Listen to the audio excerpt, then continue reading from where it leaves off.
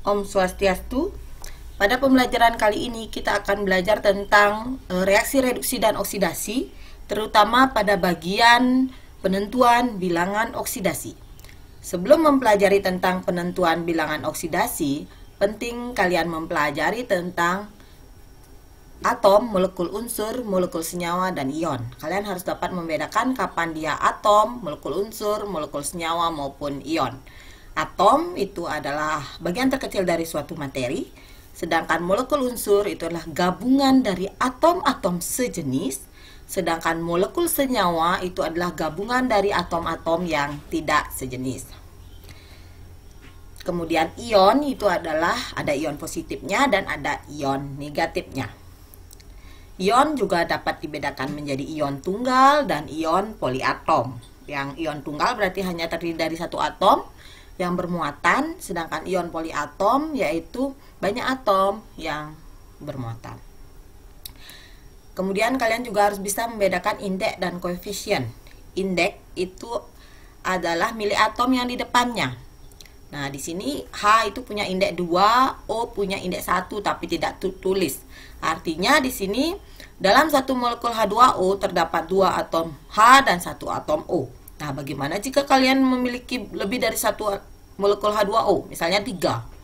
Kalau 3 sih tidak masalah menulis ya. Bagaimana kalau 20? Nah, untuk memudahkan kalian menulis, maka diberikan namanya koefisien. Koefisien itu adalah milik semua atom di belakangnya. Penentuan bilangan oksidasi. Kita masuk beberapa aturan penentuan bilangan oksidasi, yaitu unsur bebas memiliki bilangan oksidasi 0. Tadi kan sudah belajar apa itu unsur kan? Gabungan dari atom-atom sejenis. Jika dia berdiri bebas, misalnya kamu bertemu O2, maka biloknya pasti 0. Kemudian bilok H dalam senyawa pada umumnya adalah +1. Jadi kalau kamu ketemu senyawa adalah gabungan dari beberapa atom tidak sejenis, itu kamu bertemu dengan atom H di senyawa itu, berarti bilok H di situ adalah +1, kecuali dalam hidrida logam. Kemudian bilok O dalam senyawanya juga -2. Itu ya. Jadi kalau kamu ketemu senyawa misalnya H2O. Nah, kan senyawanya terdiri dari atom H dan atom O, maka O dalam senyawa itu adalah -2. Oke, kemudian bilok unsur logam selalu bernilai positif dan logam golongan utama sesuai golongannya. Jadi kalau kamu bertemu golongan 1A berarti biloknya adalah +1. Kalau kamu ketemu golongan 2A biloknya +2. Kalau kamu ketemu golongan 3A biloknya +3.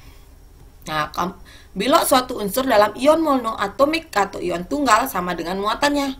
Jadi jika kamu bertemu ion Fe3+, berarti biloknya adalah +3 sesuai muatannya. Kemudian bilok unsur golongan 7A pada umumnya -1, padahal 7A itu dia bisa bentuk bilok dari -1 sampai +5. Kemudian jumlah bilok unsur-unsur dalam suatu senyawa itu selalu sama dengan 0.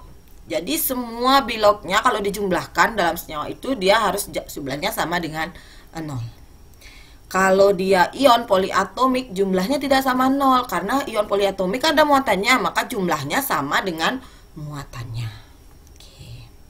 Contoh, langsung aja ke contoh karena lebih gampang kalau memahami contoh. Ibu sudah memberikan tabel di sini.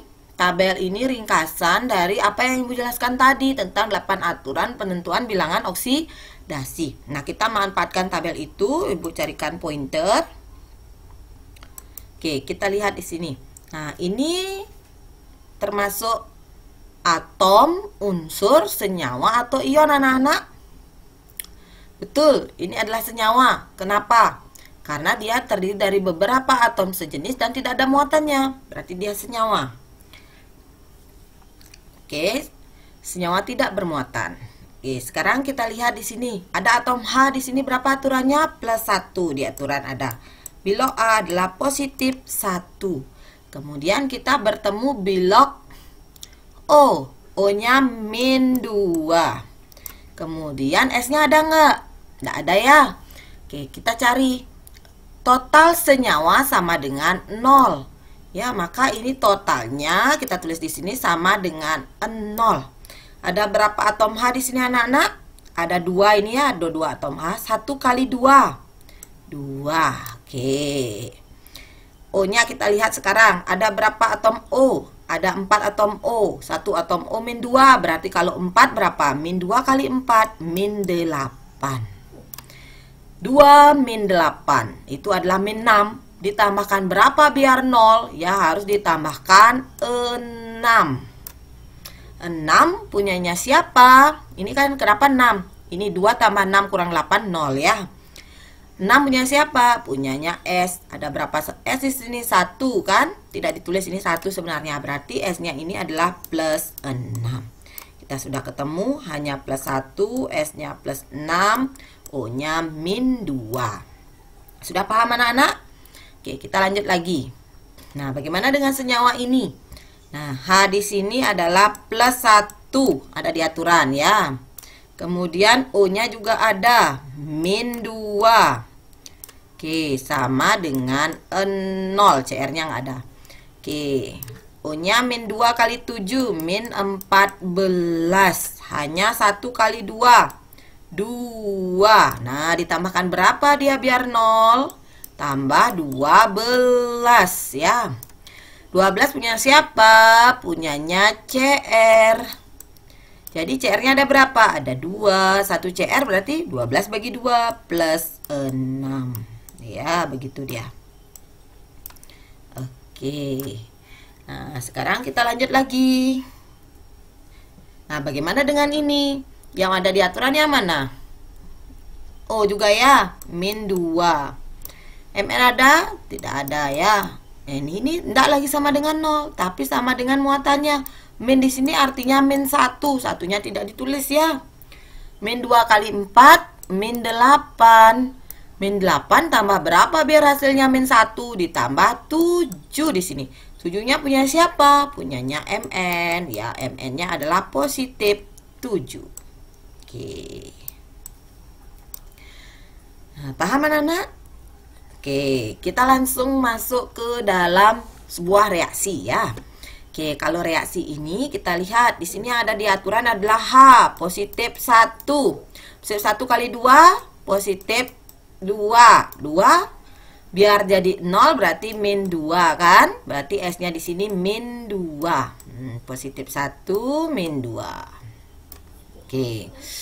Sekarang yang di sini min 2 nih ya. Yang di sini yang ada di aturan adalah positif 1 untuk H, O-nya min 2. Min 2 kali 2, min 4. Plus 1. 1 ditambahkan berapa biar min 4 biar jadi 0. Ya, ditambahkan 3. Positif 3 di sini N-nya. Kemudian S di sini. S ini kan sendirian ya, ingat. Kalau unsur bebas atau sendirian 0, ya 0 di sini atom ya. Ya, Ibu istilahkan sendirian ini untuk atom. Kemudian di sini yang ada adalah O min 2, berarti N-nya plus 2 karena dia sama-sama 1 kan. Kalau dihitung ke atas pun sama hasilnya. Di sini semuanya sudah ada di aturan, min 2 plus 1 kan. Paham anak-anak? Kalau belum paham, coba lagi diulang video ini, dicermati pelan-pelan ya. Nah, Ibu sudah salin angkanya ke sini. Nah, sekarang kita lihat H. H ini kita lihat tanda panah ini untuk memisahkan reaksi ya. H di sini plus 1. Setelah reaksi plus 1 berarti ini tidak ada perubahannya. Kemudian S sebelum reaksi min 2, setelah reaksi 0. Ah, ini berubah ya. Ada kenaikan. Kenaikan.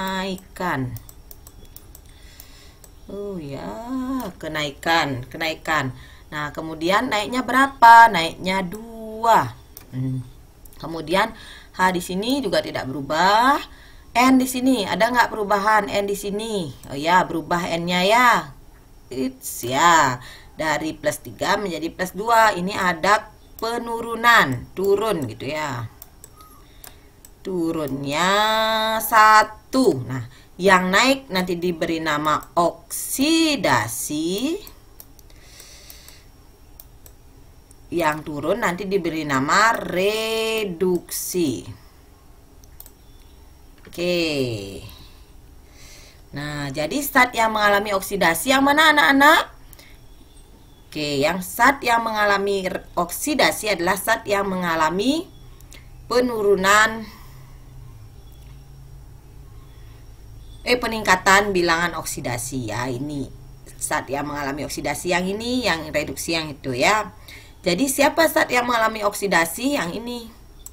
Ini kan oksidasi, berarti dia H2S yang mengalami oksidasi. Dia satu kesatuan walaupun yang berubahnya S-nya saja ya. Zat yang mengalami reduksi HNO2. Hasil oksidasinya S. Ini kan hasil oksidasi. Oke, hasil reduksinya NO. Ini hasil reduksinya NO.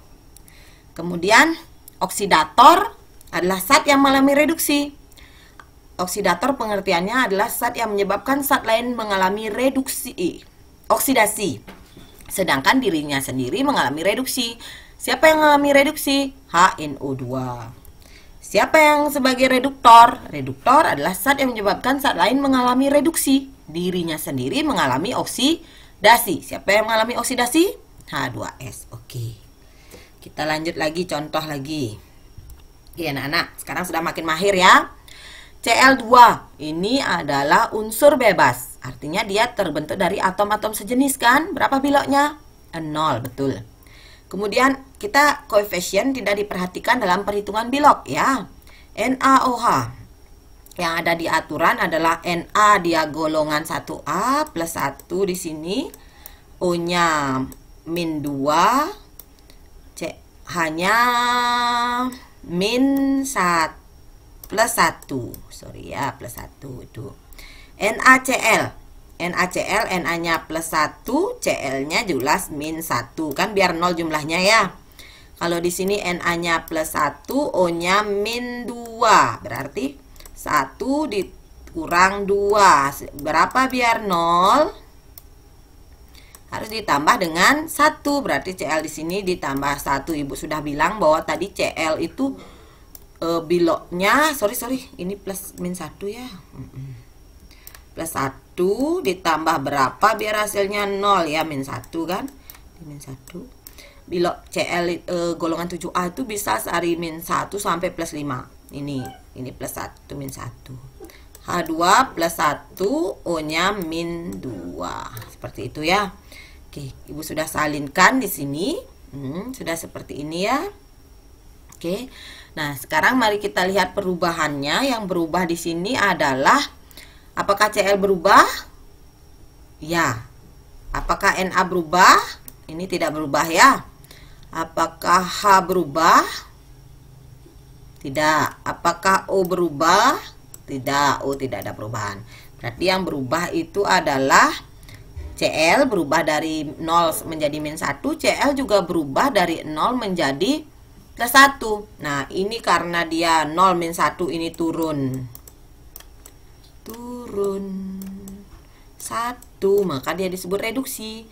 Sedangkan yang ini naik juga 1 dari 0 menjadi plus 1, maka disebut sebagai oksidasi. Nah, siapa zat yang mengalami oksidasi? Cl. Siapa zat yang mengalami reduksi? Cl. Siapa hasil oksidasi? NaClO. Siapa hasil reduksi? NaCl. Oksidator Cl2, reduktor juga Cl2. Nah, reaksi seperti ini disebut dengan reaksi disproporsionasi atau autoredok, di mana zat yang mengalami oksidasi juga adalah zat yang mengalami reduksi.